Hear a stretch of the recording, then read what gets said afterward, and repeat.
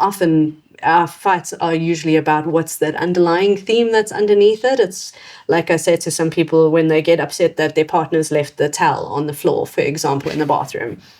It's never about the towel. It's always about he doesn't love me, he's seeing me as important, he doesn't listen to me, and she, whichever way it might go as well.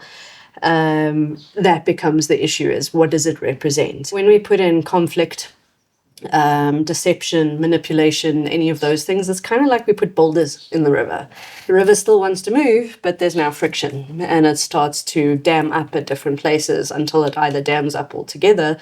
It still wants to push through, but sometimes it can be quite tumultuous with that, and that's where further conflicts and either distance is often created. And people always worry about whether that person is taking power from them or taking it away. You can't take power away unless you give it. And so for me, you have to be on some level giving that power to somebody else. This is RealChatz Studio. To start off, Venise, I'd like you to just introduce yourself a little bit and share a bit about your profession. And then, as per our little tradition on RealChatz, we ask all of my guests to bring an item, a mantra, or a philosophy. And so, share that along with us with a bit about you and what you do. Okay. Well, firstly, thank you, Andrew, for having me for today. Thank you for having me. Well, certainly it's really great to be part of this discussion. I always look forward to these kind of conversations that we have. And to be able to talk about the topic that we are looking at today. So it's really great to share in this experience. I have been a psychologist, a qualified psychologist, for about 20 years now. I had varying experiences with regards to that, from working in a high school to working in a tertiary institution to working in private practice, and where I currently am now. As well as I also enjoy intuitive healing practices as well, and bring that into for those clients that as a separate service that I offer. Something that I've been exploring for myself for over many years myself, and have done various trainings for that as well. So I'm super excited to share today on something that I am very passionate about in terms of looking at relationships and working with couples. Yeah. So I don't know if you want me to go straight into what I brought. You mentioned about bring your little item, philosophy, or mantra with, and share a bit about what it means for you, and then we'll dive headfirst into the topic. Ah, great. Well, one of the things for me was a representation of my crystal collection that I have. This actually one was chosen for me by my mom. And so for me, it has special place here because it is something that she chose on her own, and I felt I was so excited to receive because it so represented me in many ways and how she sees me, and such an important relationship to me. So for me, it was one of those things that I thought I'd bring along today, as well as a quote that actually has a lot of meaning for me and has had a lot over the last while. So for me, it's by a teacher that I've had in the past. Her name is Colleen Joy Page. She's actually a South African coach. She does a lot of various coaching types of courses and things like that, as well as has her own coaching practice. But her quote is, "When the mountain of challenges rises to meet you on your path, don't fight the mountain. Rather find the part of you that you have forgotten is equal to the mountain, and let yourself rise up. If you feel smaller than life's challenges, look upon them as an opportunity to find a part of yourself that is greater than you think. The size of the challenge you face is an indication of just how much is waiting to be drawn out." I love that. From within you. I love that. So, yeah, it was something that when I heard it, it was in one of her books that I read many years ago before I actually took one of her courses. And it just always stuck with me. It was one of those that, had to highlight somewhere and keep it safe, because I do draw upon it often as a reminder, that when we get kind of lost in fear, that it helps to remind about those aspects of the self that we need to draw out more. I like that. As you were reading it, the little visual that it created in my mind was, okay, well, rise to the occasion, rise to be the best version of you, and rise to the moments and be the best version of you. Absolutely. I like that. So what has that given you in terms of little strength or perspective? Share a little bit about why it's so meaningful to you. For me, particularly of late, I've found that it has helped me create a difference in how I approach situations. So when challenges come up, what I have found in the past on a personal level is that I just can sometimes move away because of fear. I get caught in the fear of something and then, try and do the fight, flight, freeze kind of stuff. And what I found of late is giving it a little bit more time to actually sit with what is coming up and go into looking at what is inside of myself to face the fear in a whole different way. And I've found it particularly empowering, and I've actually shared it with a lot of my clients and even my family as something that when they faced a few challenges recently, to share that, to look for the part of themselves that helps anchor them. It helps create a space that they actually feel more empowered to face the fear, especially when that fear feels so overwhelming. So for me, it's been something that has really helped me to step into a new level, to step into a level of confidence, to step into a level of connection to myself. And so I'm reminded about that connection to self is so vitally important in anything, in how we process things, how we look at our emotions, how we connect with people, how we are in the world in general. So for me, that's what stands out. Yeah, I like that quite a bit. It's a nice little reminder of the inner stability and the peace and presence that is the foundation of your relating to the world. And the deeper you've met yourself, the deeper you are able to not only rise to the occasion, but the deeper you're able to connect with other people and meet other people where they are and where you are. And it just, that solid, internal, unshakable environment that we have access to, but sometimes forget, is the place we need to be reminded of to dive even deeper and go and connect to that space as well. And I think that ties nicely into the topic of today, which is relationships and transforming and our way of relating from an unconscious and fear-based relating system to a conscious relationship system.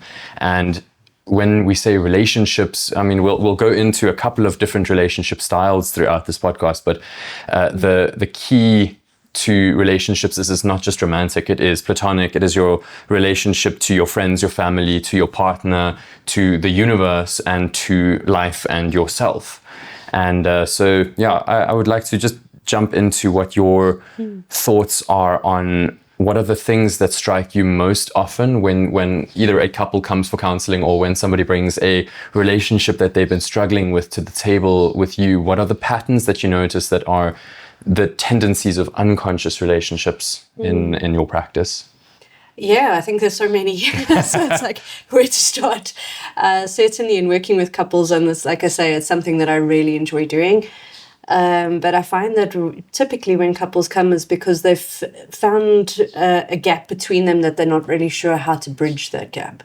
That there's a sense of a communication breakdown that has led to finding themselves in their each own corner, and then they're struggling to find a way to come back to each other once again.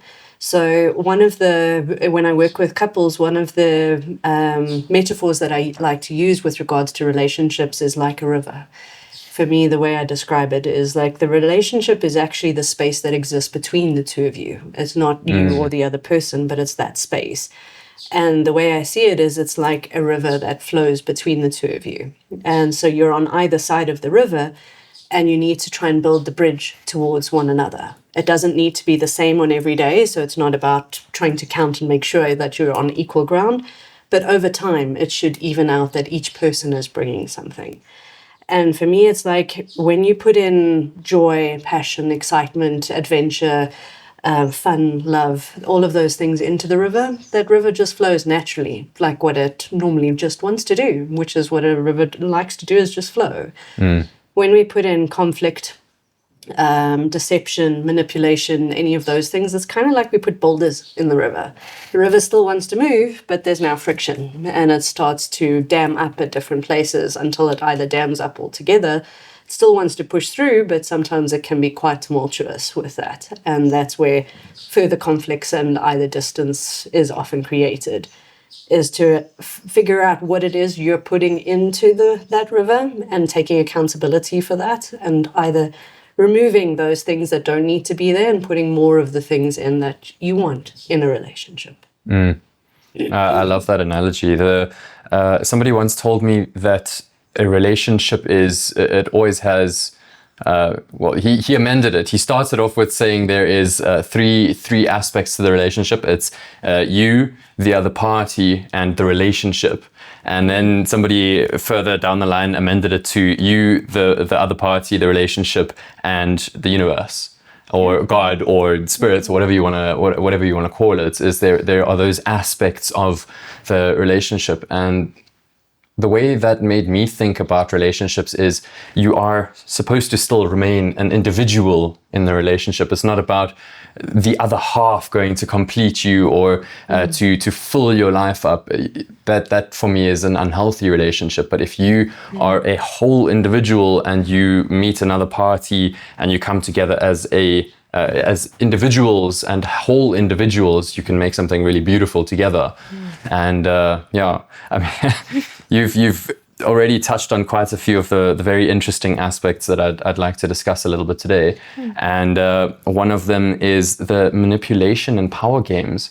So what are the bigger aspects of manipulation that play out, and how does one start to become aware of the manipulation aspects in relationships, and how does one start to bridge that gap with a healthy and authentic and communication that will actually serve the relationship instead of tear it down? Because oftentimes we can either step into blame or shame, or you did this, it's your fault, and then you just jump into defenses and there's no growth. Easily. So let's start out a bit with the main manipulation styles and how that can play out, and we'll work from there. Yeah, I think in terms of when we look at manipulation, typically it's about that feeling like we're losing control, and so we're trying to manipulate a set of circumstances to make it go our way. Because we as human beings, we want things to go our way. You know, we want to be right. We try and make sure that the other person also knows it. So when we get ourselves into that, it's more about those power dynamics, and so trying to take that sense of power over the other person. And often that's because at the base of it is fear. And usually we're either really scared of something particular underneath, or we're not usually even conscious always about what that might be. Sometimes we're feeling that fear of rejection. We're feeling a fear of abandonment. We're feeling a fear of how this other person is going to see us in certain ways. So we try and manipulate how they might see us. Put on a facade. That's it. Yeah. Especially I think when we feel like in some ways that we're losing control, we like to be in control and like to feel like we are in control. So when, especially when we're struggling with things like trust within ourselves or trust within the relationship. So we literally try to manipulate things so that we can almost feel like we're on even ground again. We can feel like we're on stable ground. And because I think one of the base needs is safety and needing to feel safe in the relationship. When manipulation tends to step in, those waters now have become dangerous. And so that space feels dangerous. Like as soon as I step into it, there's either hurt or anger or betrayal or sadness or confusion or, disappointment as it goes along. So like you said, they kind of enter into the blame game then. It must be your fault. you are the reason why, because it's really hard to also take a look at ourselves to see how we are contributing to that. It's much easier to look at the other person and say it's their fault, they did it. The one thought that came to mind as you were busy explaining how the stability and the safety is the main reason why people want to manipulate, because that safety is either gone out and they're trying to bring it back. The question that arose for me was, is manipulation the cause of that unsafety and those feelings that are going on, or is it the byproduct of a manipulation game that's already going on, and then the unsafety starts to creep in? I can see how it could potentially work both ways. What is the most common version of that? I think it could be both. I think it also depends on the personalities that are existing in that space. So it depends on what foundation that relationship was also built on. So if that manipulation was in existence, I think at the start of a relationship, it probably will deepen in some way. But if it is a healthy relationship to start off with and something kind of goes wrong along the way, I think it's often because the safety has been threatened. And so we then step into manipulation to try and get it back, like you say. But we're not always aware of why we're doing it. It doesn't become a conscious thing until we actually look at it ourselves. But like you say, I think it can play either side, you know, as in terms of that. Sometimes we manipulate to bring that and we create the unsafety. And what are the steps one can take if somebody starts to realize that, okay, I'm either in a manipulation phase or I've had a manipulation cycle in my relationship? What are the steps somebody can take to start to unpick where it's stemming from, whether it is them on the receiving or the giving side of that manipulation? And how do you start to unpick that without stepping into, as you said, the blaming and complaining? Because that can also be a fairly destructive little cycle. Absolutely. What are your thoughts on that? I think for me, it's about creating awareness. So firstly, starting with yourself and being willing to have the hard conversations with yourself, and so that you can look at where you're needing to be accountable for inside yourself. So like, what is your part? What am I feeling? You know, so to even start off with just stopping for a moment and allowing yourself to look at, how am I feeling? Am I scared? Am I angry? Am I hurt? If so, what are those feelings? How are those feelings being managed by myself in this space? Am I projecting some of those things into the space or onto my partner? Trying to stop for a moment to sit with that and see how you're coping with it. Being able to sometimes get outside perspectives, even sometimes get somebody else's perspective, share what's going on and ask for some other opinions, whether it be that of a therapist or whether it be a good friend, somebody you can rely on to also be honest with you. And being able to slow that process down enough to see what's going on with the dynamics, especially if it's a repeated pattern in the relationship, which often it is. Is something happens and you go through the pattern and then you go through the wave and the waves calm down and all of a sudden the seas get moved up again. So sometimes it's about trying to see when that manipulation is stepping into the relationship, you know, where is it coming from? What are you trying to change that you feel out of control in?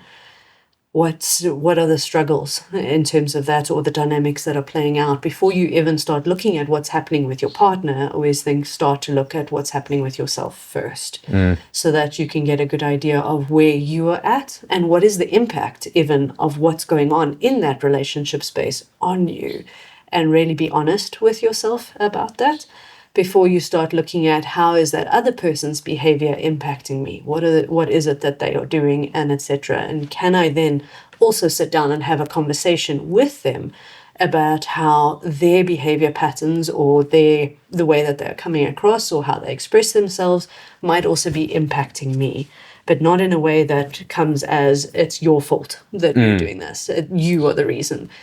That's where you'll see many therapists talk about the I communication and speaking from an I perspective. It's I am feeling, I am thinking, I am, and try not to use the word you, which is an incredibly difficult thing to do, because usually people want to come back with I think that you do. That's the biggest, one of the biggest challenges I think we also face with that, because we want to have our point across. We want to make sure that the other person hears us. The challenge is that in those moments, that person is trying to do the exact same thing. And so you're fighting that space. And instead of being able to recognize that you're both on the same side or want to put yourself on the same side, we often put ourselves against each other. So what is your advice then in a particular moment when somebody either notices that they're in a cycle and calls it out, or let's say, for example, you're in an argument?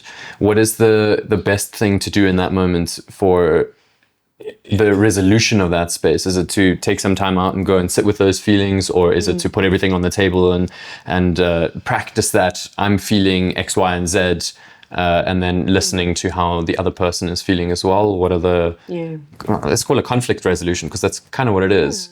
Absolutely. I think it all depends on whether the conflict was spontaneous in the moment. It can be harder to control. So if suddenly something comes up and you start having an argument over it, becomes harder to step out of that. But it can be really vital to actually step back for even a few seconds, to be able to take a couple of deep breaths before and really think about what you're wanting to get out of this conversation, what you're hoping to gain. What I often talk to couples about is about set the intention beforehand. Is if my intention is to be closer to my partner, if I shout and scream at them, that's going to go against my intention. So it's not aligned with it.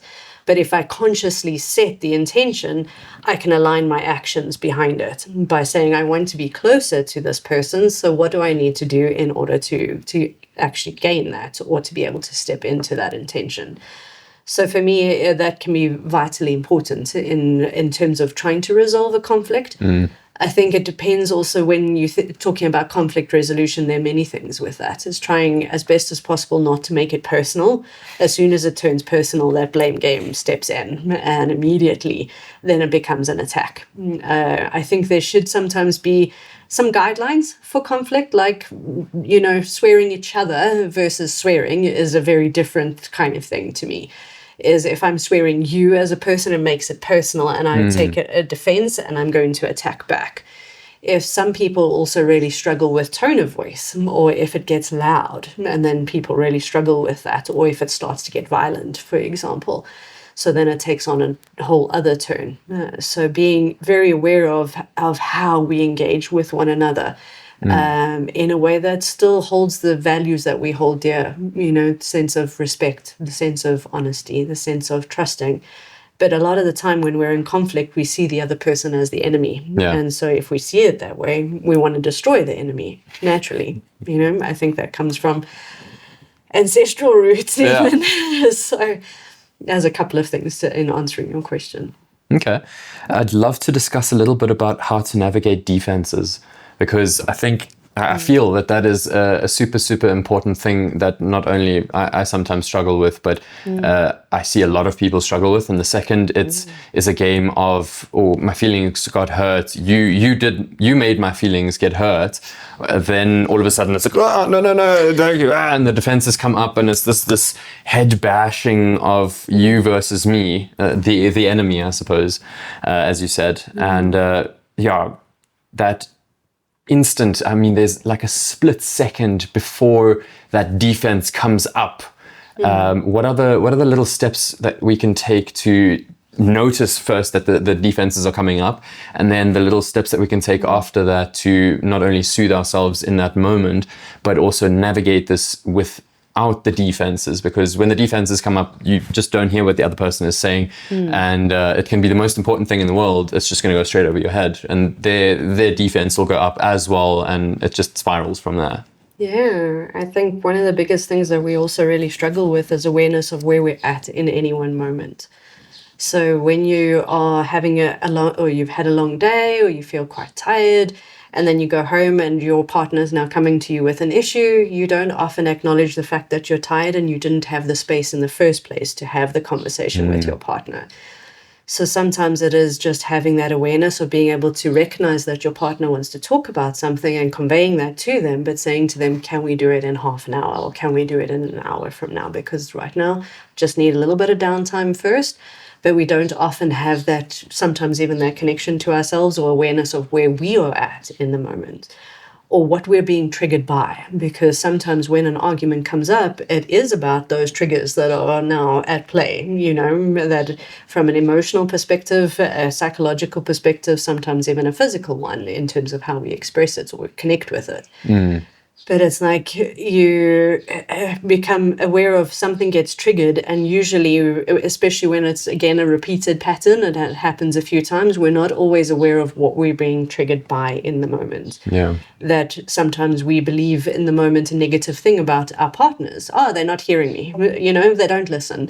I'm not important to them. And often our fights are usually about what's that underlying theme that's underneath it. It's like I say to some people when they get upset that their partner's left the towel on the floor, for example, in the bathroom. It's never about the towel. It's always about he doesn't love me, he's seeing me as important, he doesn't listen to me, and she, whichever way it might go as well. That becomes the issue, is what does it represent? And most of the time we don't always pay attention to what is it that it represents, and then see to the need that is in that moment, as opposed to we complain about the towel and we'll keep going on the towel because now that'll be the thing that'll fix it. Because when we have to also identify those other things, it's also because that makes us vulnerable. And we also get really scared to tap into that vulnerability because in that moment, it's about power. It's about power dynamics that is going on with the couple. And I don't want to show him how he feels, or she mustn't see this. I must be the protector, the provider, however you want to see yourself within the relationship. And those things often also get threatened in that moment. So that's where sometimes those defenses come up. And so we learn to kind of cope with them in the same way because we want to protect the image. We don't always, as one teacher put it to us, is that it's like the survival suit that we put on every day, is how do we manage in the world? And in order for us to be closer to our partners, we literally need to take that survival suit off. And that's very hard, because we believe on some level that survival suit is protecting us and keeping us safe.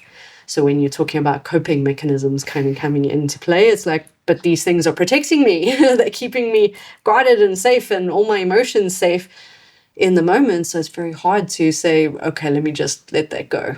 And let's, instead of recognizing that power never existed in the first place. They served a place in terms of their protection, but the power always existed within you. And people always worry about whether that person is taking power from them or, taking it away. You can't take power away unless you give it. And so for me, you have to be on some level giving that power to somebody else. It takes an incredible amount of courage and strength to open up and be vulnerable with somebody or to cry in front of somebody. People see this sometimes as weakness. It's, and that just because of how hard it is to do shows how much strong you actually have to be in order to do it. Yeah. In the moments where we have noticed that the other person is triggered, and sometimes if you are in a confrontational or less confrontational space, there is a grudge or something that gets held over there, and then you start this little tit for tat game over there. What are the patterns that you see that happen after that little tit for tat game starts playing out? What sort of comes loose, or what are the experiences that are shared in your clients that you see when that starts happening? Because often that can be the case, especially I think when a couple has been together for a while and they're now used to the patterns of the other person and things. And then they get to that point of, well, why should I talk first? Or why should, why should I be vulnerable first? Yes. Or why should I fix this? I'm always the person that's fixing this. So, and like you say, it's like, but I do this. So when a partner is asking for this and they say, but you don't give that back. So it always kind of goes backwards and forwards, and then they find themselves at a bit of a stalemate because neither one is willing to find a way to work together. I also really liked, I can't quite remember exactly who I heard it from, but the difference between, it's not about compromising. Compromising always feels like you're losing something. So it's about cooperating. And then you actually feel like you're stepping into something together. So I don't feel like I'm losing something and you don't feel like you're losing something. So it's more about how do we find this is the issue and we're going to address this together in terms of what am I willing to do and what are you willing to do? And then make sure that you are willing to step into that. Don't promise something that you're not willing to do, because that's where people get stuck with that tit for tat kind of thing as well. Is that I say something as a, I'm willing to do this, and then you don't do that. And the person then finds themselves back in that same dynamic.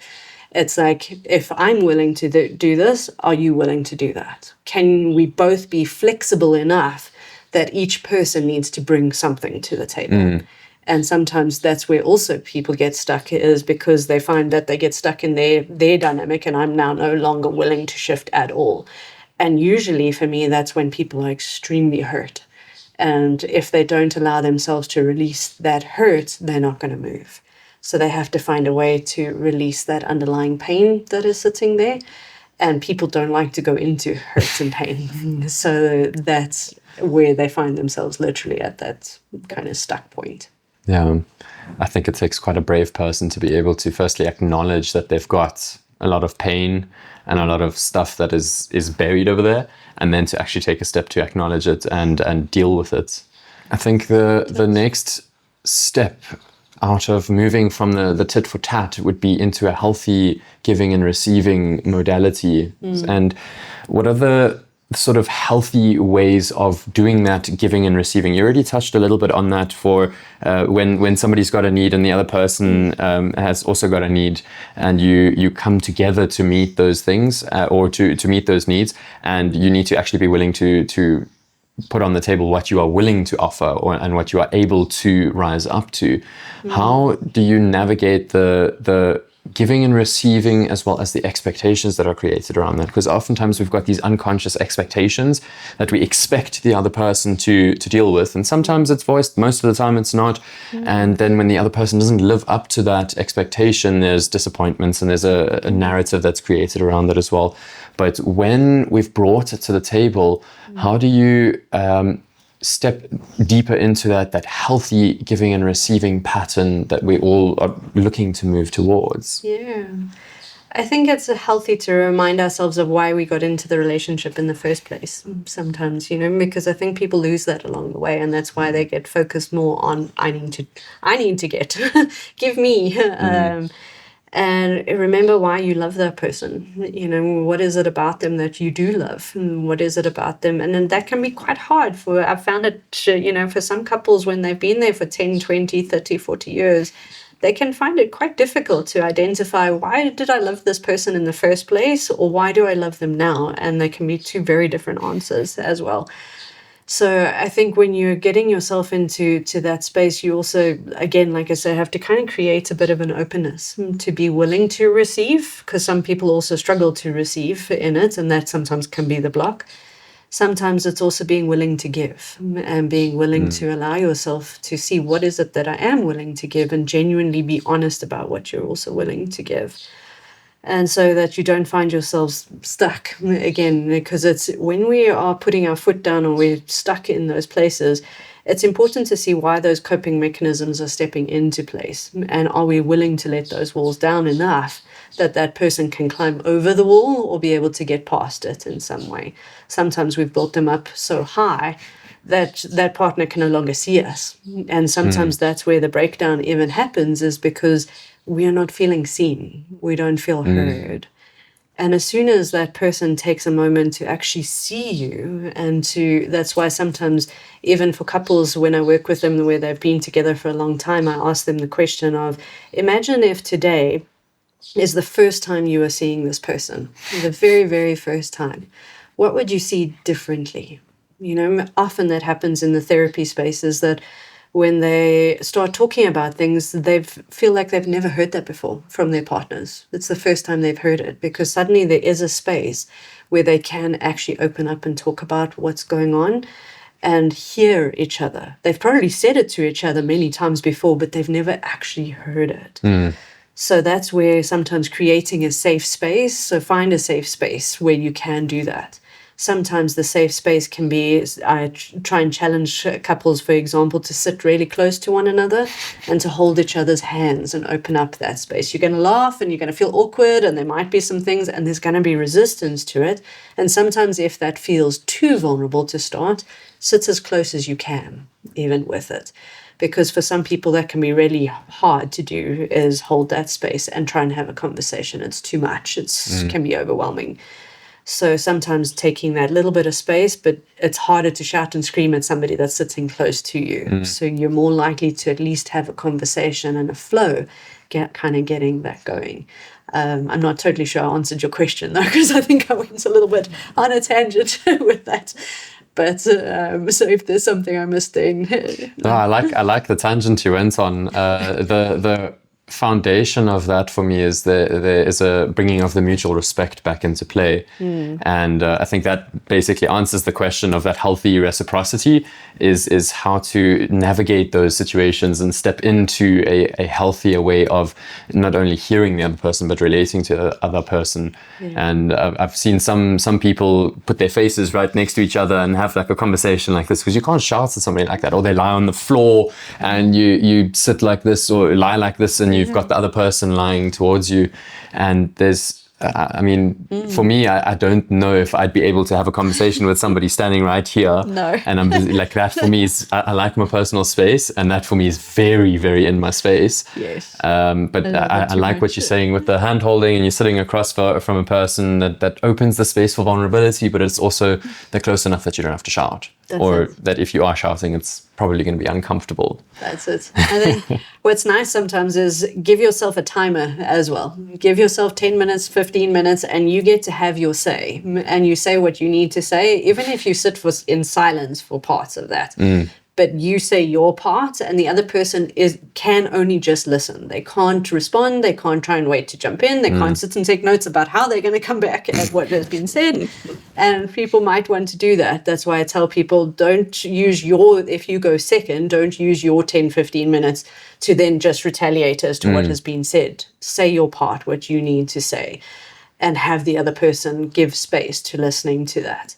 It can be difficult, especially when the emotions are running high and you wanting to get your point across and make sure that the other person hears it.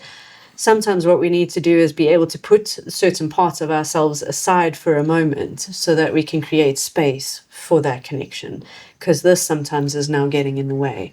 We need to appease this side because it's also stepping in for a reason and it's trying to protect us. We need to thank it basically in that way for that role, but also realize how it might be getting in the way of what we actually really want, which is the connection with our partners. I actually really find the timer quite a useful idea and the thing to put in practice, because it dedicates that space for you to have your say, where there's no interruptions and there's no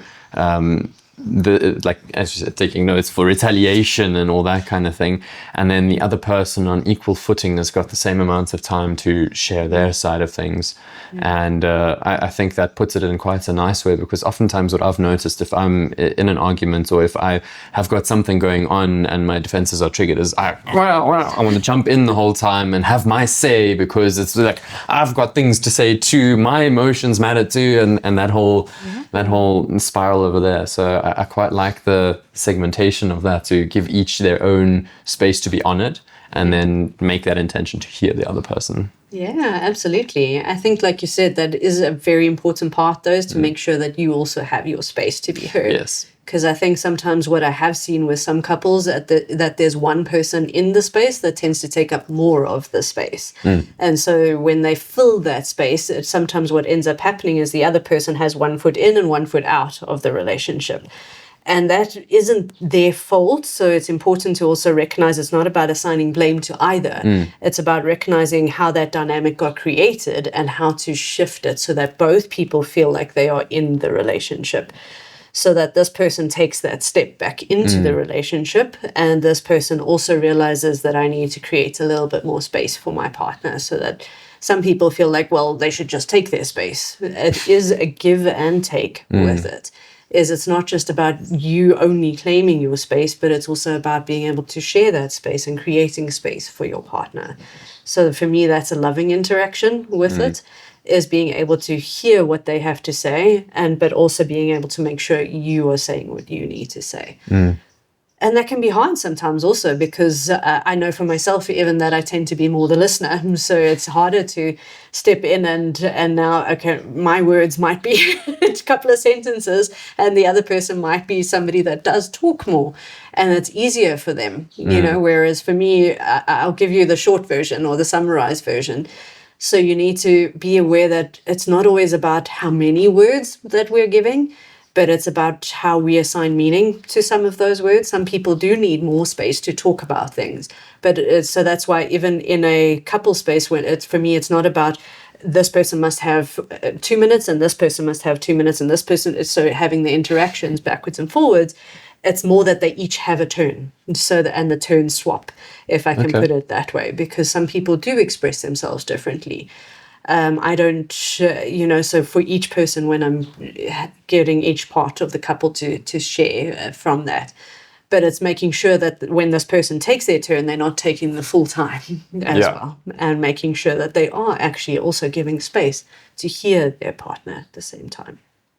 So how do you navigate that space where one person wants to take up more time? Because I think that's natural in different dynamics. If you've got somebody who's aloof and somebody who's either a controller or somebody who likes to express themselves, or an extrovert and an introvert, and you've got somebody who likes to express themselves in the big ways, and then somebody who is a little bit more either timid or more straight to the point and doesn't need that much space, how do you navigate that and say, okay, cool, this person needs to not dim it down, but make sure the other person is included, and then the other person needs to rise to the occasion and actually take the time to own that space? And how do you navigate that little dynamic? I almost feel like you answered your own question in a way, because it's exactly that. As like the one person does need to claim their space, but it doesn't always have to be in the same way or the same amount of space as the other person. They just need to make sure that they share at the same time, that their point is also shared.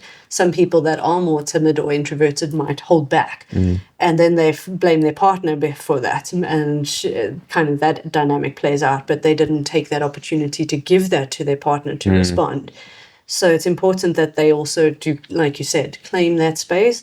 But the person that is also then filling that space also needs to create a little bit more awareness that I'm not giving enough space for my partner, and being able to at least hold themselves back a bit when they need to. It doesn't mean that they need to now change. This is where I always get stuck also with people, as a trigger word for me, is don't ask me to change who I am, because that's not what we're asking. People, it's not about that. When I'm asking you to change a behavior, it's not changing your whole identity. And people get stuck with just accept me as I am kind of thing. That's not what we're asking. There's a behavior aspect that you can modify, like anything. Behavior is a skill where you end up, the more you practice it, the better it gets. So even if you are an extroverted person versus an introverted person from a personality point of view, it doesn't mean that I can't work on certain behaviors and not let that just accept me as I am get in the way. I find that a beautiful way of looking at it when you said my behavior.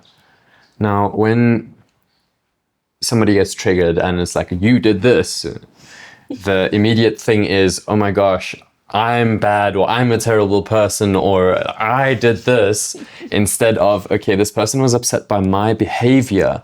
And then the defenses come up as well. So what are your thoughts on and practices on separating the individual as who they are from their behavior, and then navigating that in a way where the defenses don't come up, that you can actually talk about, oh, okay, cool, that's a behavior that I can change, it doesn't define me. And when this person now says, you did this, it's not to take it personally and to say, okay, cool, yeah, my behaviors may have done this, and take ownership of that behavior, because you need to take accountability and responsibility for that behavior and change that potentially. But yeah, how do we disidentify from the actions, and how can we help our partners to do the same if we notice that you did this is the thing that we default to? Well, I think there's a few things in what you're saying. For me, it becomes important to recognize that when you make it about who you are, what we feel being attacked is our value. So that's why it does make us feel like we're not good enough. And so that's what often spirals into shame, and then makes it even more difficult to manage that. When you feel like if I'm asking you to do something, you feel it's an attack on you as a person, versus I'm just asking you to change something that would make things a little easier for me in that way, or make it easier for our relationship to be able to coexist. So, for me, when we can be able to recognize that it's not about I am this, it's I am feeling this. We often say I am angry, so it becomes an identity. Yeah. It's not I am feeling angry or I am experiencing anger. And so sometimes when we look at our communication, even the way we communicate about things, we can create a little bit of distance. And sometimes that little bit of distance helps us to keep ourselves intact and be able to see what we need to change, and it becomes easier to change. Because trying to ask you to change who you are is not going to be something that either happens, or it's not going to be something that's easy to change. Because that's not really what your partner is also asking you to do. That's there's a reason that they are with you as a person, or what they've chosen for you as a person. But the behavior that they might ask to change is because there's something that they're struggling with also within themselves. So if it's, as a silly example, like pack the dishes away, I've now washed the dishes, I've done the cooking, etc. Now I want you to please just pack that away, and then it gets left, and then you get irritated with it, and then they're still sitting there the next day.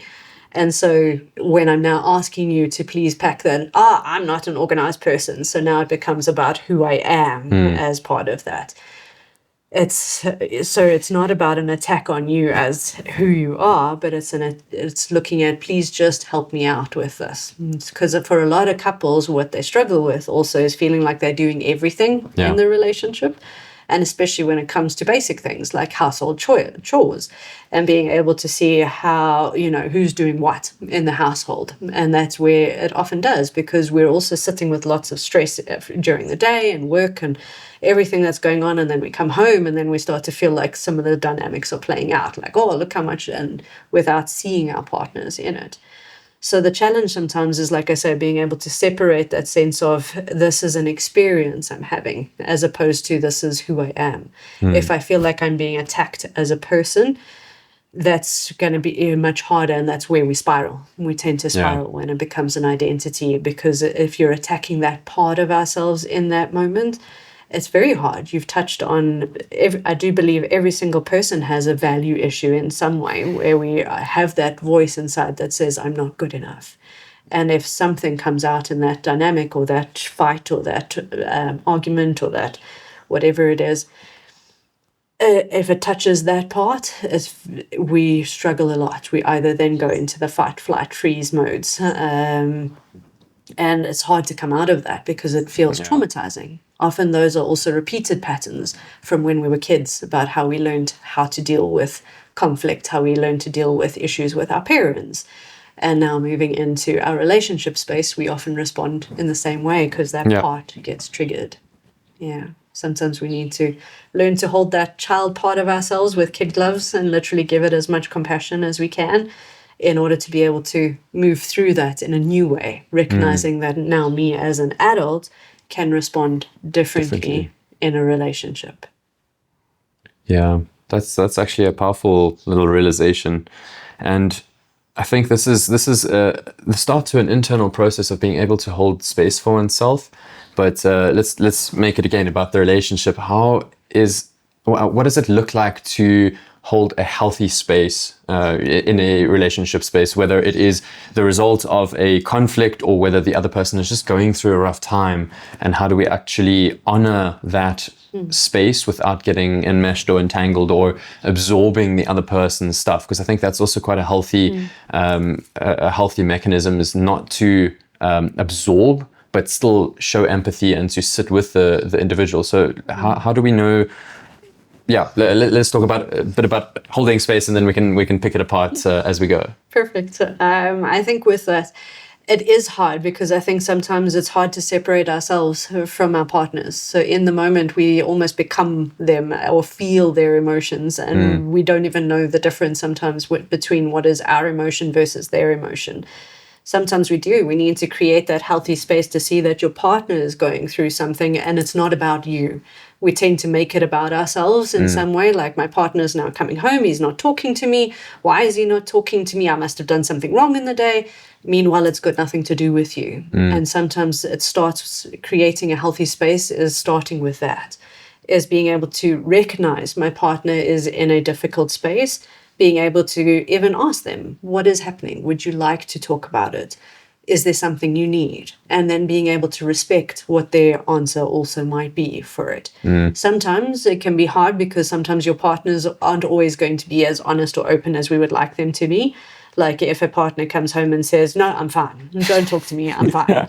And how often that happens is, no, leave me alone. Meanwhile, what's on the inside of that is they just want them to give them a hug and make sure that they're okay, for example. Not always the case, but certainly sometimes we don't always express those needs from an honest place. It's sometimes we express it from that child space where it's like, leave me alone.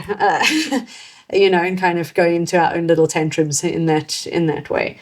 But what we need to be willing to do sometimes is to open that wholehearted space for ourselves and be courageous enough to ask for what we need and being able to tell our partners. And also that for me is a really important aspect of trust.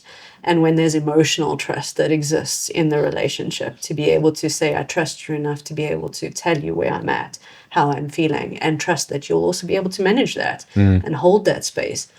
But holding space doesn't mean fixing it, for one thing, because that's often what we also want to do. We see our partners in trouble, we want to, they're upset, and we often feel like that's something we need to do.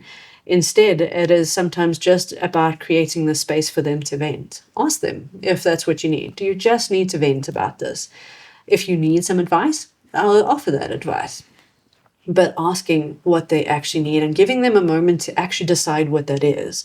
Sometimes be aware of the quick fire response sometimes and giving them a moment to is that really what you need? Because I'll give that to you. If you really need space, no problem. We'll chat again later. But make sure that that's actually what you need. Sometimes people need 2 minutes when it talks about space. Sometimes they need days. So be aware of that and honoring that space. But I think it's always coming in with a loving intention. So for me, when you are coming from a caring space with your partner, that becomes ideal for a healthy relationship. I find when I've seen couples that are really struggling with things, that actually goes out the window. I've seen one partner sitting and absolutely bawling their eyes out, and the other partner sits with absolutely no expression on their face while the other person is crying. There's no wanting to connect with them, hold them, touch them, or even respond. Sometimes they don't even respond to what the other person has said because they're in such a disconnected space that they're not even aware of that in that moment. And being able to, that's part of holding a caring space. When you're talking about holding space for somebody, is just a caring intention. Is I'm caring that my partner is upset about something. I'm caring that something's going on for them. And being willing enough to respect that they also can handle what is going on for them. That it's not about the rescue situation and jumping in for that, but being able to know that they've got that safety net, that they can literally just allow themselves to be free enough to be what's going on for them. Anxiety sometimes gets the better of us and we want to jump in with a question, or we want to jump in with, this is how you fix it, or I don't have time for this. So just be aware of that sometimes when you notice a partner that's upset and you don't ask, in that moment you can break trust. And that's something that's also really vital, is if you see your partners going through something, notice it. Let them know that I saw that you were upset about something and I just want you to know that I'm here. I'm holding that space. If you want to talk about it, we'll talk about it. So that builds trust, that allows for that space. I'd like to touch on a little bit more on how to build emotional trust, because I find that an interesting concept that you can have trust in different aspects of life. I find emotions quite a big part of relationships. So how does one go about building emotional trust? Yeah, it's a big word. And a big topic, I think, just by itself. But I think when it comes to emotional trust, I think the biggest first thing is we have to be able to trust ourselves first. Is a lot of us are not particularly connected to our emotions. I think the world around us impacts us on a daily basis that often causes the rift even with that. And sometimes it's just not awareness. It's not something they teach us at school, right? It's not something that we figure out. And sometimes our parents don't know. So we're trying to figure that out as we go along. So sometimes building emotional trust has to start with even with ourselves, is identifying, well, how am I actually feeling? Sometimes I like to see it like it's the washing machine of emotions, because I might be feeling angry, sad, happy, excited, disappointed, scared, all at the same time, and it all feels like it's going on spin cycle. So sometimes even stopping for a moment to check in with ourselves to see, well, how am I actually feeling in this moment? You know, sometimes you might struggle with that in the beginning. So be aware of the struggle is normal. And so even stopping to say, am I hot? Am I cold? Am I feeling tight somewhere? Am I feeling, tense? There some butterflies somewhere? What's kind of going on, even just at a physical level? Is something sore? And then trying to tune into, how am I feeling emotionally? Am I feeling angry? What does anger actually feel like in my body? What does sadness feel like? What does hurt feel like? What does happiness feel like? Sometimes when I ask people these questions, they really struggle to give an answer for it. We don't actually know a lot of the time. It's not something that we ever stop to really do. We just feel them, right? So now making it conscious does help us to change it, or offer us the opportunity to connect with it, to change it, and to release it should we need to. So creating that sort of conscious space helps us to create more trust with ourselves first. And if I feel trust here, it's a little easier to create trust there. But I also need to know what I need on the other side in order to create that bridge. So if I know, like for myself, I need to know that there's a person on the other side that's just going to hear me, and they're going to offer a non-judgmental space, that they can offer me advice when I need it, because I do sometimes need somebody to put me on the right track here, or the best, like maybe think about this differently. You need that. But being able to, because I know even for myself, there's very specific people about what I will open up to, or who I will open up to, based on what I know I need to have somebody hear me on the other side. That's important. Sometimes it's also about giving people that opportunity. So tell them what you need. If you know that they can't give it to you, they're not part of that handful of people perhaps that you might want to open up to. Some people are very, very, like for myself, I'm very specific that way. Some people find that so easy, and I always find that's amazing. Always that they share their whole story, and they're very emotionally open, and sometimes you've got to be aware of how connected they really are, especially some people show a lot of emotional stuff, but they're not always super connected even inside as to what's going on. Sometimes that's the smoke and mirrors that kind of get put up. But it's, being able to build that trust with somebody else is also, like I say, being able to ask for what you need, and whether that person is willing to give that to you, and then they need to be able to give it to you.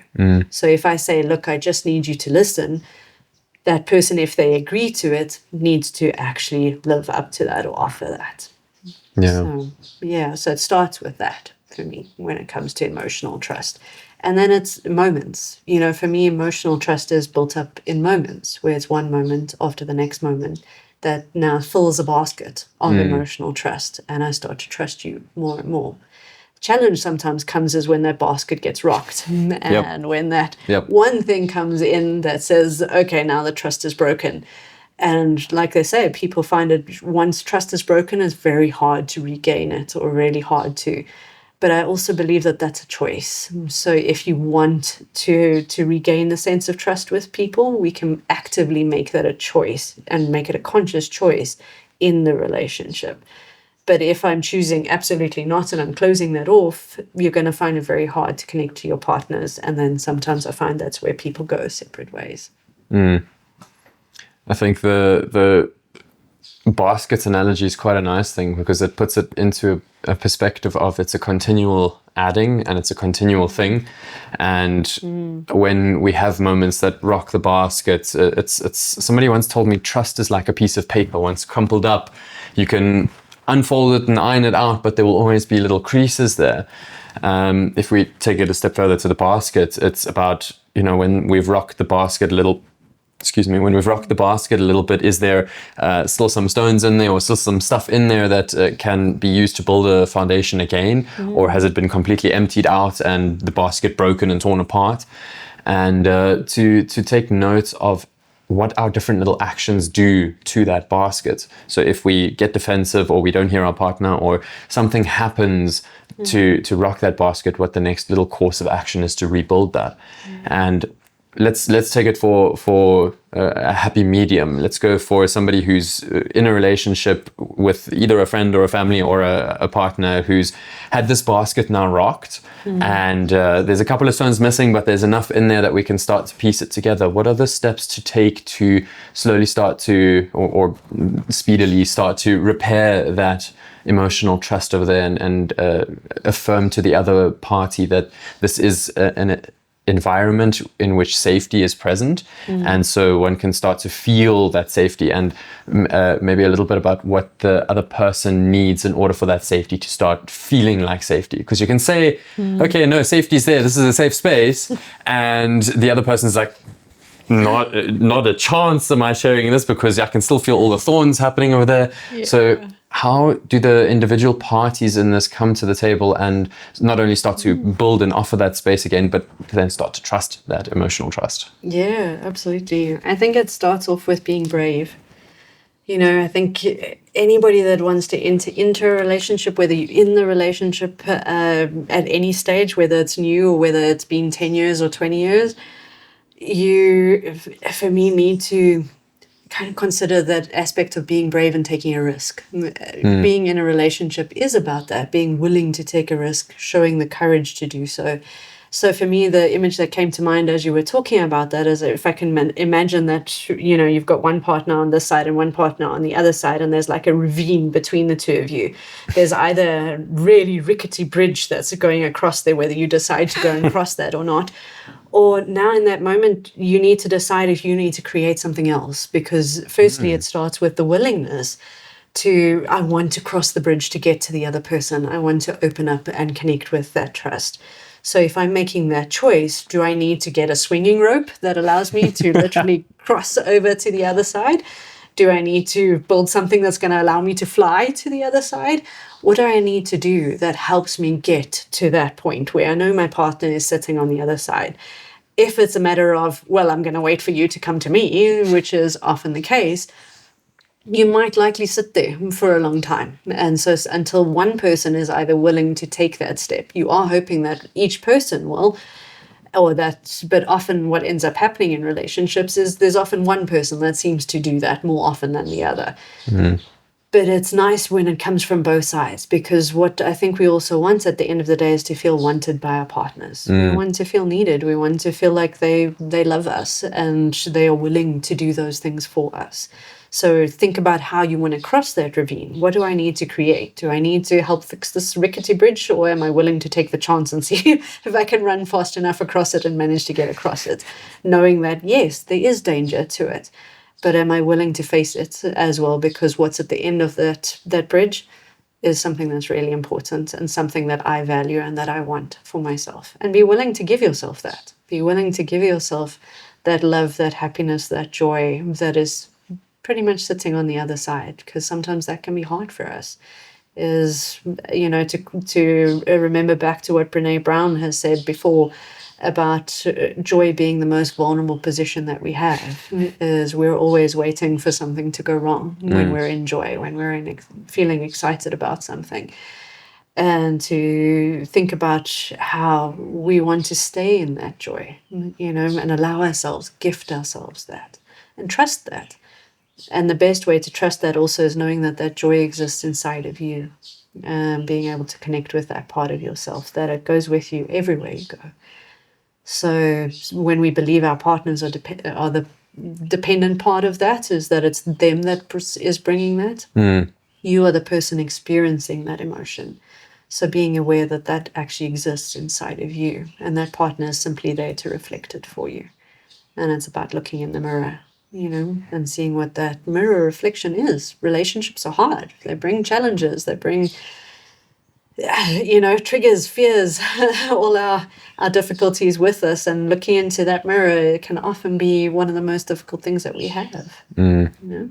I quite like that. And it's oftentimes the little voice in the head that gets in the way of those little moments of joy, because it's the voice that says, oh, something bad's going to happen, or does the other person reciprocate, or X, Y, and Z, and then to shift the power to inside to be able to say, okay, well, with or without that person in my life, the joy is there, the presence is there, the love is there, the peace is there, the life is there, and that the other person, as you said, is there just to mirror it.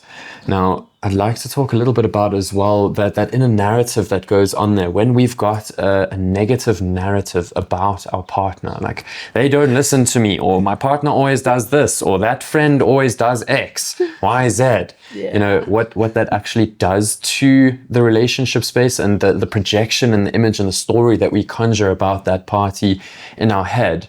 And how we actually go about. Well, let's talk about what it does first, and then we'll talk about how to get out of that space as well. But yeah, what is the destruction or the situation that is created out of that negative narrative that we form? Well, that is always a tough one, I think, because it's also about whether we're willing to change that narrative. I think on the inside, sometimes we want to prove ourselves right. And you know what? 9 times out of 10, I do believe we're actually trying to prove ourselves wrong. We're waiting for that moment when our partner is actually listening to us. You know, so when you're thinking about that narrative on the inside that says he doesn't listen to me or she doesn't listen to me, it's often the case where, for me, you're actually hoping that that's what it is, that you're hoping that they are going to listen to you. You're waiting for that. Okay. So for me, that typically is you know, what we hope for. And that's why hope can be amazing and destructive at the same time. And being able to see that when we're looking at that narrative on the inside of us, it's also important to note how often it's a generalization. Whenever we get hurt, it goes into it's always this or it's never that. And for me, that's often your first sign that something is not right with it. So look out for that as those words that kind of go in your head. Is your first level of awareness. If it's never, he never does this, or he always does that, or she always does this, be aware of those kind of things, because that's not always going to be the case. Okay. Like they say, all generalizations are dangerous, even this one. So I always like that quote. Is being aware of that break it down. It's like literally thinking about it in this moment. What is going on, and try and assess it a little bit more rationally if you can. It's very hard when you're in an emotional sort of space to try and do that. So wait for those emotions to kind of settle a little bit to really look at this and see. And if you can, is take a moment to listen to that narrative that's in your head that's going with that. Because inside that narrative is the need that you're looking for. So if you say that he doesn't listen to me, she doesn't listen to me, you're asking for somebody to listen to you. You're wanting to be heard, and you're needing to create a platform to be heard more. If that need is fulfilled, that goes away. So you are taking care of yourself, and there's a sense of, and sometimes that is going to be in the relationship. We hope it will be. But sometimes we do need to look to others. Our relationships at least with our romantic partner, is not always going to be the person that we get absolutely everything from. So be aware that when you're needing to be heard, hopefully your partner is going to be able to do that in different ways, but sometimes you are going to need to have a friend to talk to or somebody to share with that you feel comfortable with, maybe like a therapist, for example. But if you do stop and really listen to that voice on the inside, what it's trying to tell you is exactly what you need. And most of the time we're not listening to it. Because it becomes that victim voice, and people hate that victim voice most of the time. And it's, because we often say, well, I'm a survivor, I'm not a victim, and I'm this, and the victim voice often is one of the most powerful ones we have. If we stop to listen to it, to hear what it's saying, is like that, as an example, is she's not listening to me, is very much that victim space, because I'm feeling victimized in the moment. It doesn't make me I'm a victim of. It's checking to see what's actually happening. Is I'm missing something. There's something that I need in this moment and that I want and I'm not getting. So how do I allow myself to fill that? How do I fill that need to help me move beyond it? And that for me is a big, big part of it. Yeah. And how often do unrealistic expectations or unhealthy expectations play into this? Oh, lots. Lots. Okay. Definitely. I think because like you said, we often have that all or nothing kind of look at things. Like my partner must be everything, so we get stuck in those expectations. Our challenge also is sometimes people are not really good at listening. It's a skill that you actually have to practice. So if you're not willing to practice it, it doesn't mean that you can't get good at it, because it's a skill. So thereby, to practice it, you will get better at it. But it's that willingness to whether you will actually practice it is the other thing. So like I said to people, is like, you can't, if I ask you now to be go and be a tennis player, you've never played tennis in your life, and I ask you to go to the Wimbledon Championship and go and play there, you're going to battle. Yeah. So when you're thinking about that as a potential goal, you need to break it down into the smaller steps. Firstly, I need to get the right equipment. I need to start practicing the skill. Maybe get myself a coach, make sure I've got the right equipment to wear, even if, I've got to get the right tackies, the right, clothes in order to do the training, etc. And so sometimes what we need to do in relationships also is break it down. How do we create that? How do we create the different tools looking at that? But again, it comes back to being conscious about it, saying I'm making a choice to want to do this. People often struggle because they're stuck in that, like you've spoke about a little bit earlier, being stuck in that unconscious cycle of things. Yeah. And so we kind of just play out habit after habit after habit until somebody either comes along to say, hey, look in this mirror, to make something a little more conscious so that you can create change or choice for people. And that's where we need to allow for more choice, because a lot of the time I think when couples get stuck, or in any relationship really, is because we don't see choice. We align and we get locked in, and we get locked into that space and we don't see any other options. I can see how patience also plays an incredible role in that, because if Yeah. your partner that you're playing tennis with, who when you've never played tennis before, is now having to do this match or this tennis match with you, or solve this problem with you, and you are the one who's busy doing the learning, the other person will have to bring a lot of patience into play to not only allow you to use them as a practice field, but then also not to take personally what goes on in that little learning curve as well. Because, and now to use me as an example, if I get defensive, I don't always listen to what somebody else is saying. And then if the other person's like, okay, but you need to actually lower your defenses and listen a little bit, then I have to practice that. And the second I start practicing that, I get a little bit better, and then something else happens and then I'm like back here again. And so it's this little thing that I'm doing with myself, and the other person has to kind of just sit there and be like, okay, cool, we're gonna sit here and let you do your little thing over there and figure this out, and I'm not gonna take anything you say personally, because I can acknowledge you're practicing and you're getting better, you're moving in the right direction, or sometimes not, but whatever. The intention to grow is over there, and then to allow the other person the space to grow there as well. Patience and compassion, like you say, with that, Yes, being it's someone important. forgiving, I think as well, that we are all learning, we are all growing, we are going to get things wrong as it might be determined. But like you say, so that it does inform certain expectations. Our challenge is checking those expectations, like you were talking about as well, to see, I've had so many people say, I've asked her so many times just to be able to sit down and listen to me, and after 10 years, she's still not doing it.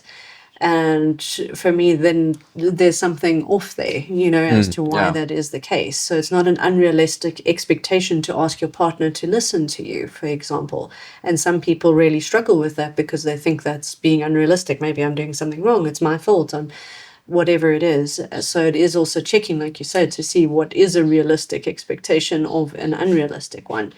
But trying to see when you're stepping onto that court, now got the toing and froing, and maybe they're better at it, at certain skills, like you said, and they were kind of watching you go through your pattern and how things, if they're being patient about it and allowing for that space, that's great. Because that is a very caring act. Again, for me, it comes back to being caring and of your partner, being or empathetic of your partner as to what they might be going through. You know, for me, when that channel gets blocked, it's usually filled with anger, and we struggle to find empathy for our partners. And that's what needs to be cleared sometimes first, because that's when I get that cold kind of relation when one person is crying on the couch and the other person's just sitting there, is because there's a whole lot of anger that's sitting there. And finding healthy ways to express that anger, to get it out, to be able to talk about it so that it doesn't become the blame game, but so that you have that outlet for it, because that's blocked that up, and that often blocks up the channels between the two people, you know, and trying to work past that. And I suppose it's also about having those expectations voiced, because if you've got those expectations that aren't voiced, but it's still an expectation, then you set yourself up for a little domino down the road, and then you end up with that little blame game and you didn't live up to my expectation thing, but you never told me that this was important. So yeah, it's voicing what's actually going on. And actually, here's, I think the difficult thing is being aware that you have a need in the first place that needs to get voiced, and then working up the courage to voice it. Because that's the thing. Sometimes we're not even aware that we've got a need until somebody's like, "Hey, how's it going?" Like, you know, and they've got something that they require of us, and then all of a sudden we're like, "Oh my God, like I was just overstimulated, or I need my space, or whatever it is," and yeah, then you only realize, oh, I should have asked for some space over there, or I could have asked for some space there, or I could have asked for X, Y, and Z. Instead, I didn't even know what I needed. Yeah. Exactly. And a lot of the time it does become difficult for us to identify what those needs are. Yeah. Like you said, because in the moment, sometimes we don't even want to admit that we have needs. So that because too. it adds to that dynamic, you know, in terms of I can't do this all myself type of scenario. Sometimes we want to be super independent. And that's, trying to actually admit that we have a need, and everybody has a need in the moment. It's a matter also how we manage those needs, because sometimes we can be super needy about things, and trying to see where that's coming from so that it doesn't move into a more codependent kind of relationship. And so that it's a more interdependent type of thing, rather than, because we do need to depend on people. It doesn't mean now we need to be islands, you know, kind of working. We need to find a way that we are working together, but we're not super dependent on the other person in the way that we lose our own sense of value, our own sense of who we are, because that's where people often talk about, I get lost in the relationship and I don't know who I am anymore. Those kind of dynamics, or those kind of narratives that people also share. So what is healthy independence and interdependence in a relationship look like? Well, that's also another important question in terms of looking at, I think, when we're communicating healthily with our partners, becomes a super important part. Like there's a reason they say communication is key. Our capacity to communicate to people, how we communicate of ourselves, express ourselves, also is dependent on our level of awareness of ourselves. So sometimes that's lacking for people. But when it comes to being healthy in that way, I think it is, like you said, communicating expectations to our partner. When we identify them, you might not even know that you had an expectation on it, but being able to, as soon as you have, to be able to share that with them. So you see whether they are also willing, so that it becomes a dynamic where you're both held in your own power and you don't feel like you're trying to take the other person's power from them, or you're trying to give too much of your power to the other person either.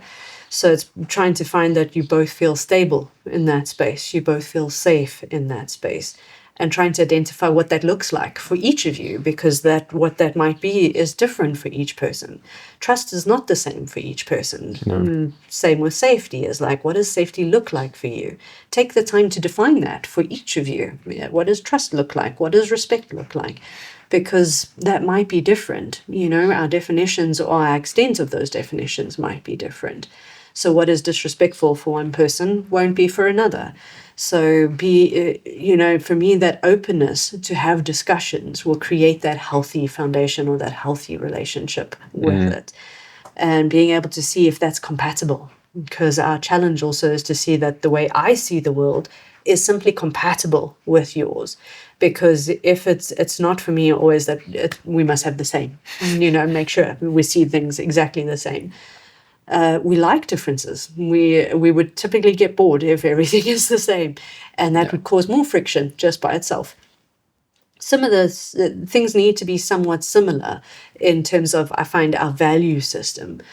So if I value honesty, for example, it's important that there is an honesty that exists from both sides in that relationship. If respect is something that is valued, should be present in the relationship, but what does that look like for each of you? So how we determine that relationship is different for each individual relationship as well, whether you have a relationship with your friends, your family, etc.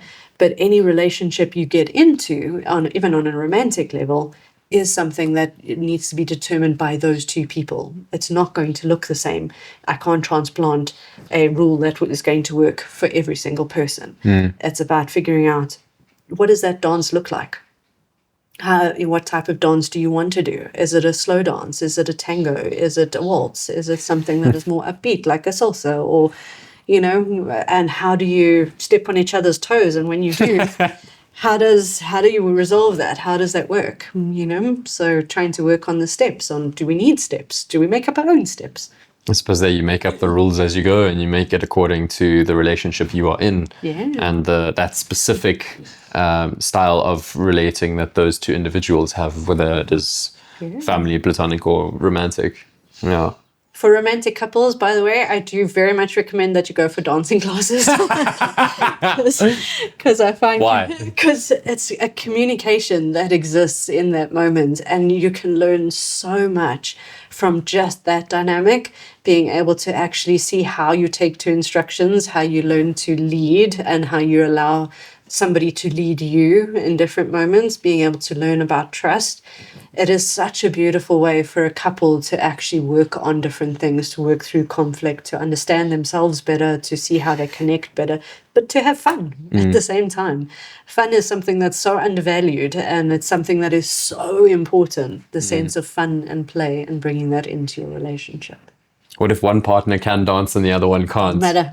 They must go together. Just a willingness, absolutely. Okay. Just a willingness to go, because that person is going to want to dance with you. So, they don't want to know. It's not about we're going to now go and enter competitions. It's about how do we dance together. So bringing that in, I like that. Becomes important. I like that.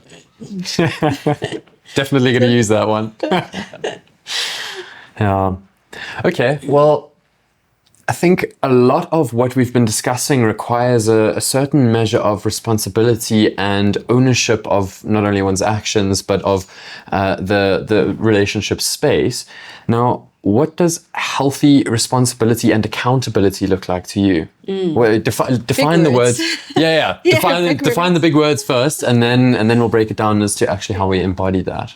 Big words, and such an important part in a relationship, because I find when that accountability one comes in, is particularly around things like cheating in a relationship. It's often something that if a couple does come across infidelity, and again, infidelity is also something that needs to be defined by the couple, because sometimes a simple message to another person, for example, is something that is considered cheating for one person, versus sending, where they become more physical in terms of an affair. But I think being able to look at accountability, and even for things like addictions in relationships, if something like that, I find that the likelihood of success for a relationship to continue is about whether that person owns it. And those are for the other bigger things in that way. But even in smaller moments that are still big things, is like in a moment of a conflict. If I own what I've done in the conflict, and versus you've owned what you've done in the conflict, you're able to move forward so much easier, because I find that people develop, we come back to trust, is that you've seen what you've done and I've seen what I've done, and we allow ourselves to once again dance together. Okay. But if I've stepped on your toe and I said I didn't, for example, in that moment, it causes that breakdown of trust. And then I'm going to sit here and sulk in my corner until you absolutely own what you did.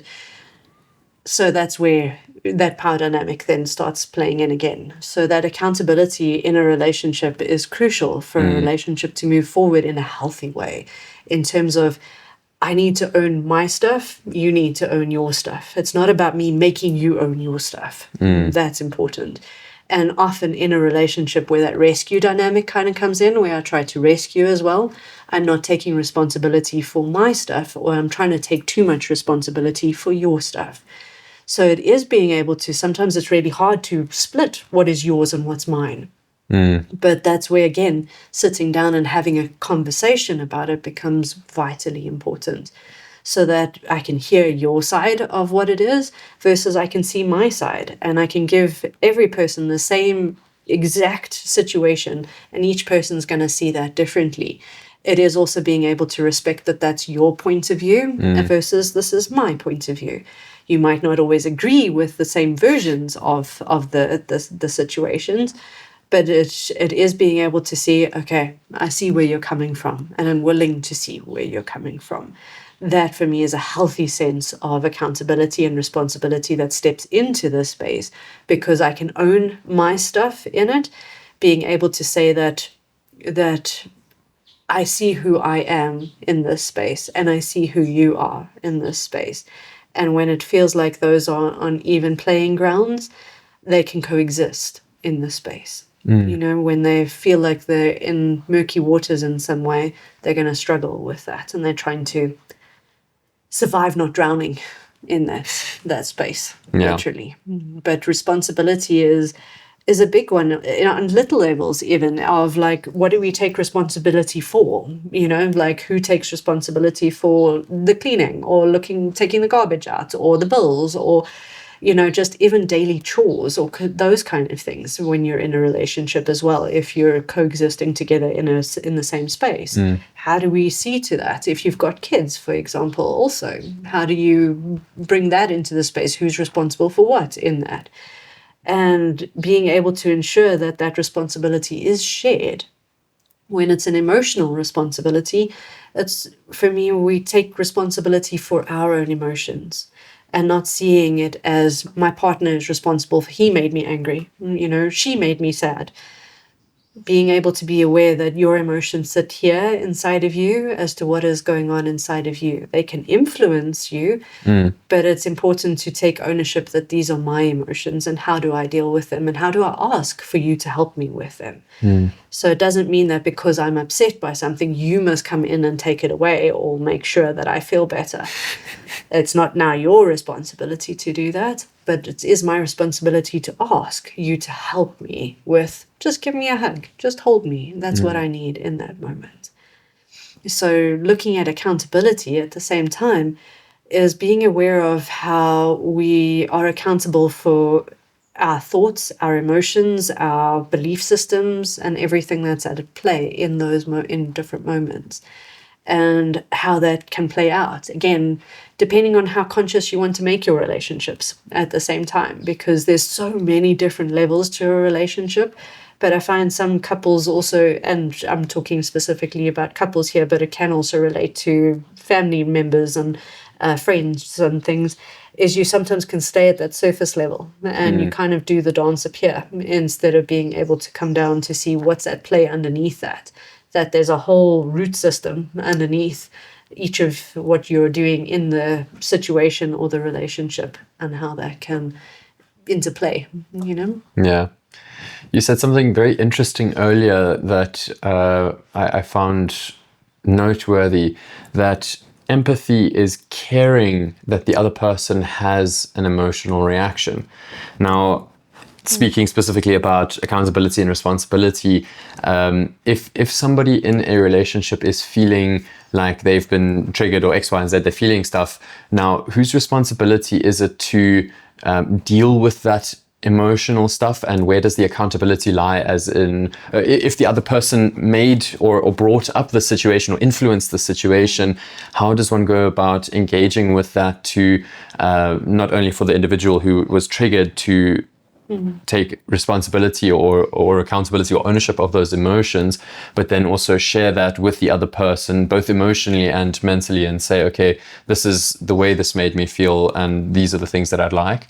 And then how does that party now engage with these emotions in a way that lets this person feel cared for and heard and empathized with, but without that person taking that on as their own emotions. Such an important interplay, that, I think. For me, and this is going to be my opinion on it, is in terms of how I would see it, is that I am accountable and responsible for my emotions as to what's going on. And what's important about that is, if I'm in and being in a relationship, is I would want to share that with my partner, because I want them to know more about me or what I'm experiencing. But I don't make them responsible for that emotion, if I can put it that way, or make them accountable for that. What I would want from an accountability perspective is, if I share this with you, to show caring towards whatever emotion I am experiencing in the moment. But I might need to define what that caring is, and being able to say what that caring is for me in the moment. Sometimes it might be different to each moment as well. So like if I'm coming home and I've had a really stressful day at work and suddenly I'm feeling all over the place and very scattered, if I now just go around the house and I'm now throwing things and I'm now, kind of getting all upset with things in the space, it doesn't mean that now suddenly my partner is accountable for that and now needs to come into the space and make me feel better. Yeah. For me, the accountability and responsibility starts with me and being able to share, just to be able to voice that I'm feeling this way and this is what's going on with me. And like you said, it can be very difficult to identify in the moment that this is what's going on, because we're reactive, we're impulsive, we, kind of going into the spontaneity of emotional spaces. And just, getting stuck in them sometimes. And we want our partners to see us and make sure that they do what we believe that they should be doing. And we don't want to tell them what it is, that they should simply know what that is. And that's not the case. Okay, so what people also need to be very aware of is that sometimes you have that expectation that they should just know how to deal with that. It doesn't work like that. No matter how long you've been with somebody, you've both grown, you've both changed, you've might won one thing on one day and something different on another day. So what becomes important, I think, in terms of accountability and responsibility here for me, for us is taking care of your emotions, understanding that your emotions are yours, and what do you need from them. Being able to share them, for me, is part of the beauty of the relationship and being in the relationship, is because I want to witness to it. Often that's what we're looking for in those emotional spaces, is somebody sometimes to witness what's going on for us, to be able to help us see ourselves better in the moment, help us see the emotions better. And sometimes that's what they are. They are the reflection. They are the mirror on the other side, to be able to help us see ourselves. Sometimes when we're on our own, we don't see ourselves so easily. We see ourselves through other people. So being able to see also how much of an accountability you take. If you take too much responsibility or accountability, you're either robbing the person on the other side of that opportunity to actually deal with their emotions. So then they become dependent on you to deal with it every time. So every time I come home and I'm in a bad mood, you must fix it. And that becomes something that can build up resentment from that other person that always feels like they have to fix it. So finding that common ground where you can share your emotions, but you're not taking responsibility for the other person's emotions. I can show caring and empathy towards what you are going through. And I can hold that container emotional space for you to go through that. But like you said, it can be so easy to absorb that person's emotions or that space that they're going in, that before you know it, you don't even know that you've taken it on. So the more we create awareness as to, especially, and that's why for me, patterns repeat is to actually help you to create more awareness of that space, that when you find yourself in a space of repeated patterns, is actually, it's not to get down on yourself for being in it. It's saying, okay, there's something that I need to see here. There's something that I haven't seen yet. How do I see this now and move forward from it and see how I can move into that differently? What is the definition of empathy for you? Something that's very broad also. I think in terms of empathy is I see you, I hear you, I feel you, but I'm not taking on you. So I think it's an ultimate respect. It's not a sympathy thing where I'm judging you. I am feeling bad for you. I feel pity for you.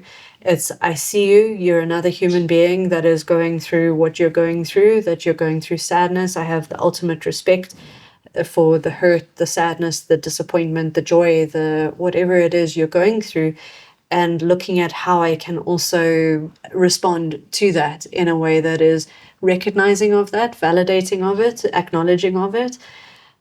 So that, for example, if somebody is in a happy space, I want to encourage that. I want to, kind of be happy for them. I don't want to be jealous of them. That would be something goes against empathy. I would be wanting to feel excited with them and inspire them, help them feel more connected to that. If they're feeling sad, if they're feeling angry, give space for it. Literally kind of allow that emotional space for that space that they might going into. But the challenge sometimes is what happens is it triggers something in you as well. And so if they're angry or hurt, sometimes then your trigger flares up. And trying to see how these two different triggers are now kind of competing with one another and creating awareness of that competition. An interesting little visual came into my mind when you were saying that as well. Now, let's say, for example, there's a situation where somebody is feeling a little bit more solemn, not unhappy, but more peaceful and solemn, and the other person is feeling joy. Let's go with that one. And the person who's experiencing joy is obviously in that elated state where everything is amazing and joy is there. And when they see the person who's feeling a little bit more solemn or in themselves or having an inside moment, they are like, oh, why aren't you joyful? And the other person's just like, I'm just not there. How can those two emotional states honor each other? Because obviously the person who's feeling a little bit more internal doesn't want to rob the person who's experiencing joy, and the other person wants to bring the other person out of that solemn space into joy. And those two are slightly conflicting each other. How do you navigate that where you honor both of them and also then navigate that little conflict of emotional spaces there? Yeah, and needs. Sure. They've got different needs in that moment as well. They do, often.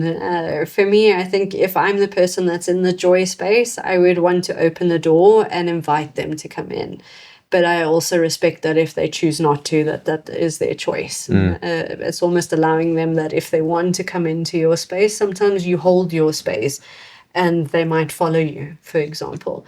Sometimes it is like if that's where they want to be, it's honoring and respecting that space. That sometimes you might either decide to try and be in the space together, or you might say, well, I'm going to go off and do my thing. If you need a little bit of space to be in your space, so that if they're choosing that you also allow them that. Because for me, no emotion is good, bad, right, wrong. It just is where you're at. And sometimes you need to be in either space. But it's like trying to navigate that is like in the moment, I want to stay in my joy space. So do I need to go somewhere? Do I need to go out? Do I need to go and share that with somebody else maybe in that moment until that other partner is willing to join me there? Or asking them also, can I allow my joy even to expand further to create almost like a protective, caring connection for them? That they can feel like I'm still honoring their emotion, listening to them. I'm not losing my joy while I'm doing that. Is a big part, is not joining them now in the sadness and saying I have to be sad now because they are sad. Sometimes we do that as partners. We feel like we need to, in terms of being empathetic, that we need to join them in that space. We don't. You still hold your space and you allow them to hold their space. And for me, that's the ultimate respect in sitting, that you can be in your space and I can be in my space. We don't need to change it for one another. We can know that we can both exist in either sort of space. And you honor that person and you honor yourself at the same time by being able to choose that. And hopefully your partner will choose that too. Sometimes that can be the difficult thing, is if you're holding that and your partner feels like, why aren't you upset with me? You must be upset with me. As being able to say, well, I can see that you're upset and I'm going to honor your upset. and saying, I am going to invite you into my space when you're ready to join me here. On a slightly different note of responsibility and accountability, beyond saying sorry, what does it look like to take responsibility for one's actions and emotions and stuff in that relationship space? Because I think a lot of the time people just jump to, oh, I'm sorry, like, I didn't mean to, that kind of thing. But the other person often goes unfelt and unreceived and unheard when the dismissal of I'm sorry comes into play. So beyond that I'm sorry, how do we take a step into actually meaning that I'm sorry first, and then also giving the other person what they need in that situation? Yeah, because I think I'm sorry becomes a throwaway word. Yeah, it's just like this, I'm sorry, get over it. That's it, just to try and fix it, patch it, move on. Yeah. And it's the worst thing that I think one can do sometimes in that moment, is because the other person says, but you don't know what you're feeling sorry for. So I need to know that you know why you're saying sorry.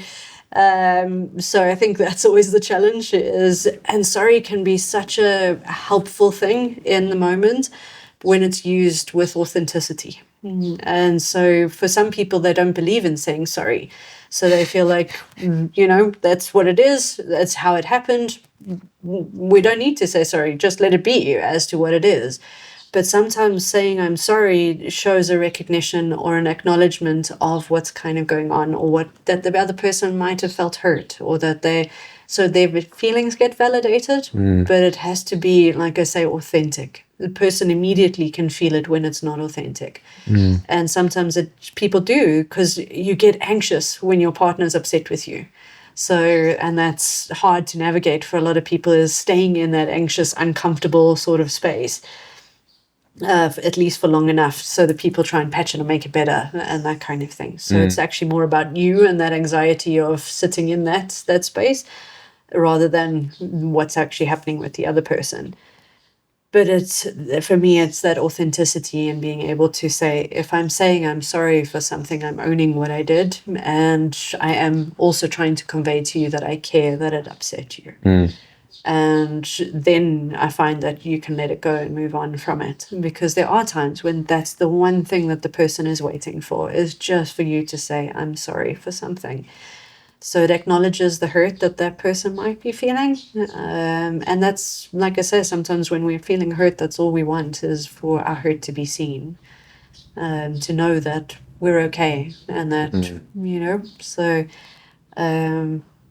so it does. It's hard when it becomes for those people that don't believe in saying I'm sorry, because some people feel like, oh, it's a sign of weakness, and it's all of those kind of things that come with it. But sorry is just a word. Again, people have such interesting issues when it comes to power, and whether my partner's going to take my power. And I'm thinking, why should relationships be about that? If we're entering into a loving relationship where we're loving ourselves and loving our partners, it's what would love do, as opposed to thinking about if I take power out of that space, because often it's about power over the other person, or the loss of power that I feel. And trying to think about what is the most loving thing I can do for myself, as well as what is the most loving thing I can do for you. That ties beautifully back to what you were saying earlier about creating the intention for the bringing together or coming together of the relationship space. Where do you want to go with this? Is your intention to bring the people together, or the relationship and the parties together, and to build that bridge? Or is the intention to bugger off to Chinatown kind of thing and disappear out of there? And recognizing the base intentions underneath that is important. And then the question that leads nicely into that, as you so eloquently put it, is what would love do? Now, if people are struggling with something and you say, okay, well, in this moment, what would the best course of action be if I were a loving person to myself and to the other person? And what would be the most loving action and space to create out of that question? If you could offer anybody one piece of advice who is stuck inside of the manipulation, blame game, and they realize they are the perpetrator of that. If you could offer one piece of advice to take a step out of that cycle without blame or guilt or shame, and address this with honesty and truth and open communication with themselves firstly and then the other person, what would that one piece of advice be? Is don't blame yourself as well. Because I think when you step into recognizing, if there's a recognition now that you're doing that, is sometimes what we do is we turn it back on ourselves then. Is be kind to yourself in the moment. And the more that you can be kind to yourself, the more likely you are also to be kind to your partner again. So recognizing for yourself that sometimes what we need to do is recognize why we were in that position, give yourself enough of a space without the judgment of it to see how did you get there? What was it that, brought about that as a choice, and whether it was conscious or not, is how did I get to that point? And then being able to, again, come back to authenticity and accountability in the space to bring that back to your partner, to have a discussion about it. But the first thing is start with, don't blame yourself, otherwise you get stuck in another cycle of something similar, but now it's directed inward instead. Shooting yourself in the foot or shooting yourself in the hand. Yeah, there you go. Well said. Yeah, that's always been a favorite little saying of myself, or for myself, whenever something goes wrong that I'm not fond of, and I'm the reason for that thing, or my actions are the reason for that thing happening. It is not to immediately jump to anger or to blame or to shame myself and say, oh, you naughty, you stupid, you X, Y, Z. And you destroy and chew yourself up with that inner narrative when you're already upset with the thing that had just happened. Yeah. So own it, accept it, and be okay with it as it is. And only from that space of acceptance can you take the next step to changing it and moving it in an empowered direction, and in a direction that actually serves you and the people around you. Any other little thoughts or comments or sharings that you'd like to share before we wrap this up? I think, again, just coming back to the sense of just being as loving and as kind to yourself as you can. Remember to listen to yourself, and remember to listen to your partner, to really hear them. Because I think the greatest gift you can offer another person is to hear them and see them. I do believe that in any couple space and any relationship space, whether it's family or friends as well, or even just with yourself, is that sense of being seen and heard. And it's the greatest gift you can offer. You don't have to fix it. You don't have to jump in sometimes and do something fancy with things. The best thing you can do is offer your presence and offer that as a kindness and the best gift that other person could ever potentially receive. It'll help you to feel more connected to yourself, as well as feeling more connected to that other person in your life. Honoring the gift of relationship, because it is one of the best healing spaces we have, and the best growing spaces we have too. They say that relationships break down because we stop growing from each other. And so it is very helpful to actually always take note of how important that is, to recognize growth in a relationship is so, so important. That when that does stop happening, if one partner chooses to stay in one space and the other person's still growing, that can be something that causes that relationship to split. And sometimes we need to split. So it's also allowing yourself that option, because some people stay in relationships certainly for a lot longer than we should. And saying that it's also okay that if we need to move on, that we sometimes need to make that decision about things, but it takes us a while to also be okay with the decision in the end. But give yourself that love and that kindness, talk to people, create the support that you need, whether it is in a therapy space, whether it's so as a couple or your own individual, or whether it's talking with a really good friend, or if you're more so inclined to pastors, priests, your spiritual leaders, look to the people that will help you, that offer you kindness and guidance and support.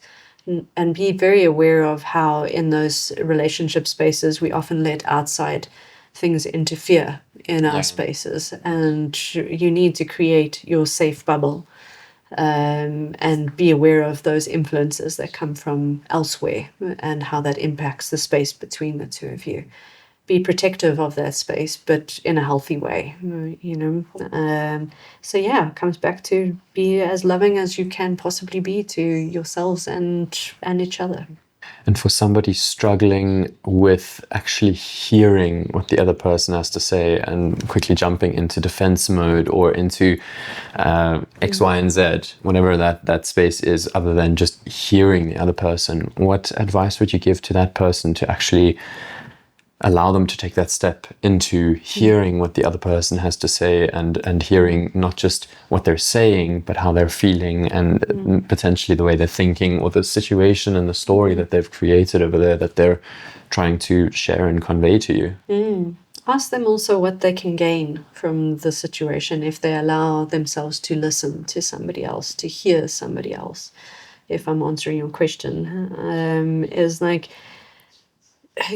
allowing, especially if you're the person that wants to kind of continuously fill the space or share too much or like not create space for the other person, is that, what sometimes we're trying so hard to get our point across that we also need to realize that we are in a space where we are together with somebody.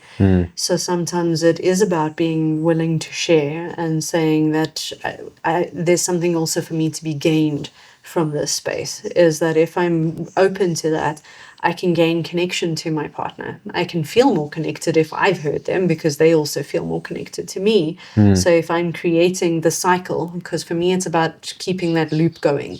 If the loop stops at some point, that's usually where you get stuck. So it's like the giving and receiving sort of space. Each person is doing that in the relationship. I'm giving and receiving, and so is the other person giving and receiving. So if I'm constantly giving to the space, I'm blocking up the space as well. So it's almost also allowing myself to receive something from my partner. So when they are sharing their story, I'm receiving that at the same time.